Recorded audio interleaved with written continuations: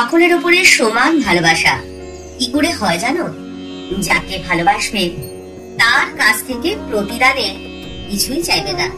মানুষ তো ভগবানকে ভুলেই আছে, তাই যখন যখন দরকার হয় তিনি নিজে একবার এসে সাধন করে পথ দেখিয়ে দেন। এবার দেখালেন এক আত্মীয় যুবকের চরিত্রে দোষ হওয়ায় শ্রী ঠাকুরের এক প্রাচীন গৃহী ভক্ত শ্রীমার কাছে আবেদন করে পাঠান যাতে শ্রীমা তাকে নিজের কাছে আসতে না দেন। যুবকটি শ্রীমার সন্তান। আবেদন শুনে শ্রীমা উত্তর দেন, আমার কাছে আসবে না তো কার কাছে যাবে?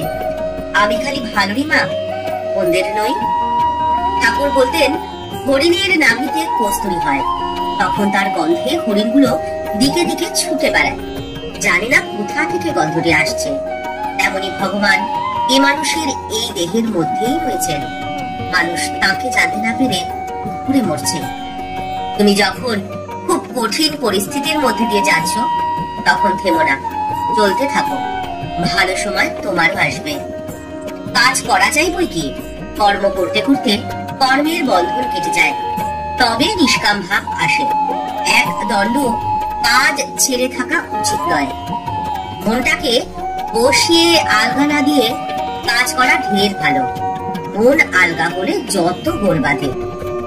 ছোট লক্ষ্য নিয়ে কখনো বড় হওয়া যায় না, আর ছোট মন নিয়ে কখনো মহান হওয়া যায় না। যেখান দিয়ে যাবে তার চতুর্দিকে কি হচ্ছে না হচ্ছে তা সব দেখে রাখবে, আর যেখানে থাকবে সেখানকার সব খবরগুলো জানা থাকা চাই, কিন্তু কাউকে কিছু বলবে না। আমি 17 মা, আবার অ17 মা।